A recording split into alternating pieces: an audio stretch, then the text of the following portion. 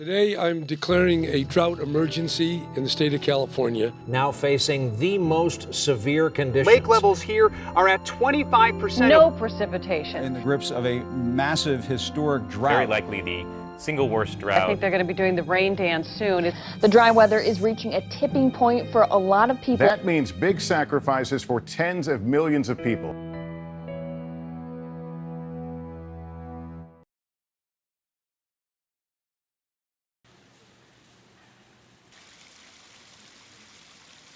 You know, it's one of the worst we have on historical record. I'm aware that we've been in a drought for the last 7 or 8 years, I'd say. Water has a cost, right? It's not free, and I'm a member of the ski club, and we've definitely noticed that the seasons have been shorter and they've been less intense. They're noticing really alarming rates of trees dying. I'm concerned that there are places where this drought will cause long-term ecosystem change. And I think we're all very concerned of the risk posed by having a whole lot of dead trees to both fire occurrence and the ability of firefighters to safely fight fires in those landscapes. I think the biggest danger in terms of effects that are going to be hard to reverse is this tree mortality thing. But really, if California is going to get serious about water management, it's a much trickier conversation about water rights and agriculture. Jerry Brown's got it dead wrong. So the geography of it is that virtually 90% of the water rainfall is north of San Francisco. Now, the vast majority goes to agriculture in California, 80% or so, and they have irrigation systems and drainage systems. So these are capital-intensive industrial farms. So obviously farmers don't cause drought in any way, shape or form. And agriculture is the largest user of water in California by a large margin.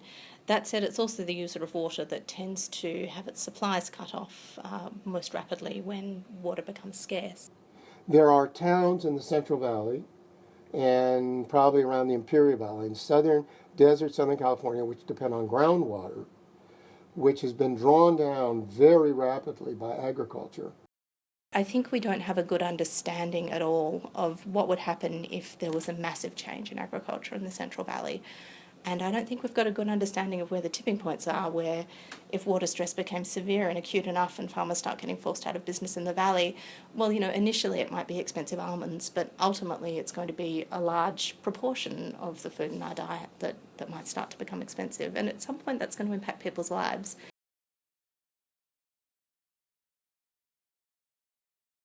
The biggest problem is getting agriculture to shrink. There's quite a bit of adaptation possible. It's not instantaneous. Sometimes it costs money, but it can be done. Well, we got too much dairy cattle in California. There's another adaptation. Meat consumption is shrinking. In the long run, I think the impacts that consumers have is it is about not eating certain types of food that are really water intensive, and it's about advocating for really intense reform in terms of water use. I have a very high intake of daily fruits and vegetables, and so if the California agricultural system were to collapse, I would be extremely devastated. Changing food prices can be this really sensitive social trigger. I don't think we know how that plays out in the context of the valley, but I don't want to personally experiment with it. Many of the things that happen during drought, particularly in, say, urban areas where maybe you've adopted a nicely xeriscaped garden or you've put on a water-saving shower head, those changes don't go away. So in fact, you have often long-term sort of incremental benefits in terms of people adopting technology that uses water more efficiently. Even if we stopped using any water at all in the cities, we'd still be chewing up 70 to 80% of our water in the ag land. So there's really a need for more systematic reform around water law.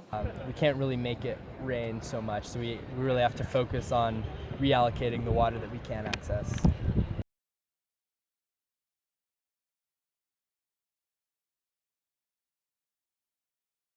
We should care because it's our state. We live in one of the most important places on earth. You should pay attention to it because it is one of the top half dozen economic centers on earth. It is one of the great centers of innovation and technology, entertainment and ideas, and politics, of political change. Water is just fundamental to how this state operates, and always has been. And then, you know, if you like and love California's vegetation and its wild places, you should definitely care about having the sight of lots and lots of dead trees when you drive into Sequoia Kings Canyon National Park. That ain't good for tourism.